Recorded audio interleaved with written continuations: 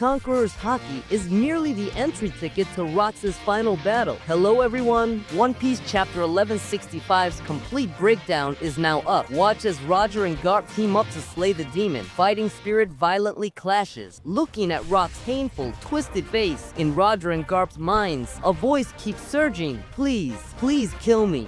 Did you hear the voice too? Yes, Demon Rocks can't stop shedding tears, but his body moves as swift as lightning. An overwhelming fighting intent charges at the two before him. Your words, attitude, and expression don't match at all. Rocks swings a ferocious strike. Demonification not only makes his body larger, but also makes the blade in his hand expand. Roger blocks with both hands at full strength. Two Haki forces violently clash. Garp seizes the opportunity and charges straight at Rocks. Garp's iron fist explosively smashes Rox's face, cooperating with Roger to firmly suppress the opponent's offense. Even a demon is pushed back several steps by this monstrous strength. However, Rox's madness is also stirred by this force. Instantly stabilizing his form, the blade in his hand erupts with even stronger Haki. A tidal wave of Haki devours heaven and earth. Rox's explosive super divine strike sends both Roger and Garp flying.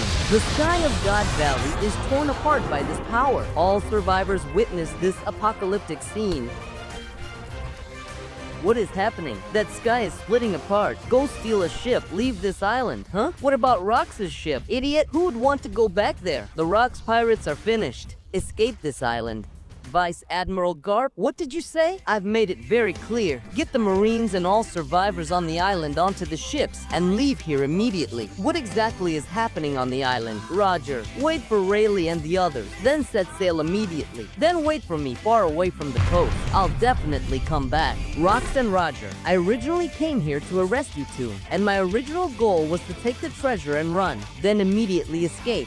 Shedding the coat of justice, taking off the captain's cloak, once fought fiercely across the blue waves, countless life and death moments. Now, we stand side by side, guard the same front line. Because there are comrades behind us, there is no reason to retreat. Then let's have a temporary truce and fight them together. This is the worst proposal I've ever heard. Hey, Rox.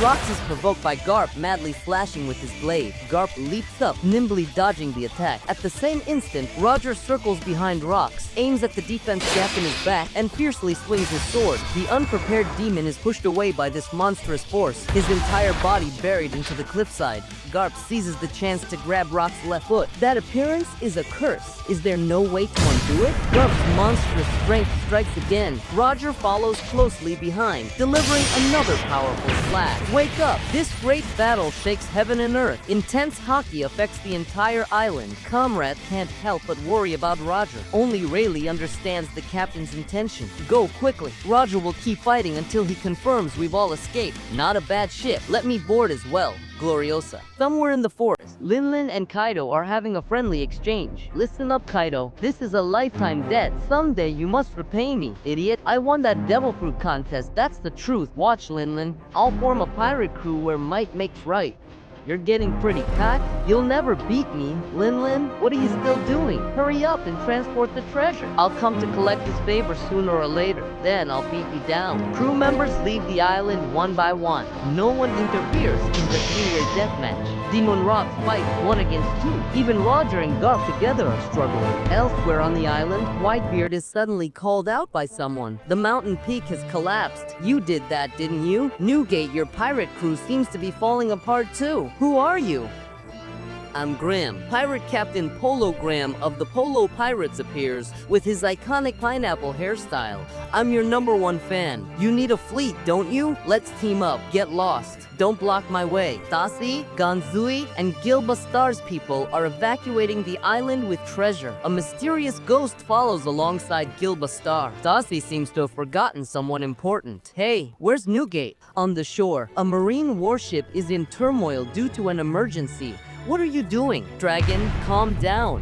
What the hell are you guys doing? Do you know whose accomplices you are? Dragon, let them board this ship and leave here. If any of you oppose, I'll execute them. This matter won't end like this. Dragon, exactly what I want. Where are you going? Rayleigh, Jevin, you absolutely must not follow. Sail the ship out. Wait at thee. All factions are urgently evacuating. A World Government warship has already quietly left. Let that island be as if it never existed. That would be best. Imu floats within Saturn's body, ordering the elimination of everything in God Valley. Afterward, the God Valley incident is classified as an S-rank absolute secret. Marine Headquarters G11 branch and CP6 have top secret mission and special reward records. Destroy the human hunting participant roster. Give to the host location God Valley. Destroy the island's location, area, and population information. The death toll for this incident is classified as unknown. Do you know about that black monster of the government, Garp? Hearing this would make anyone dumbfounded. Same here.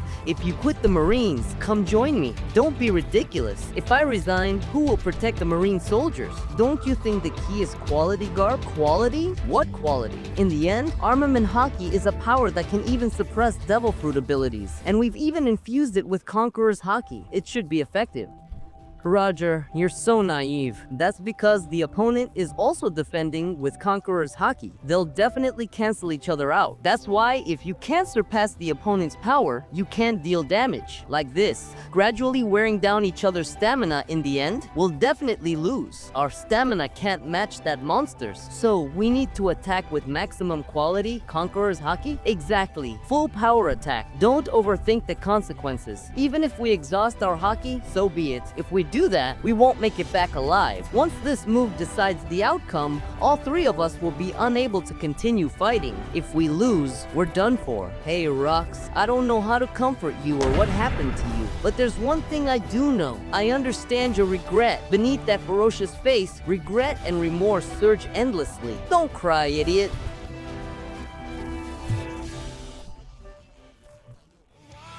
Roger can't help but cover his face, infusing all his hockey onto the blade. Garp swings his iron fist. A hurricane-like attack strikes. Rock suddenly roars in pain, seemingly also anticipating the final end. Fire's intensifying diagram, gathering infinite power, burning hellfire completely, shattering groups of demons, mixed star sword with, recreating the Ace Sword intent. Iron Fist Divine might enforces absolute justice. Roger and Garp's ultimate strike pierces and tears through Demon Rox's body. Dark power is blasted through by the strongest hockey, crumbling and disintegrating. This God Valley Peak showdown reaches its conclusion, but the waves stirred by the incident continue to roil the seas. The world government tries to bury everything about this incident in darkness. However, the one who once threw an era into chaos, Rox D. Xebec's disorderly group, the fall of the Rox Pirates. Unconcealable afterimages of the atrocities shake the entire world. The story of the great warlord Rox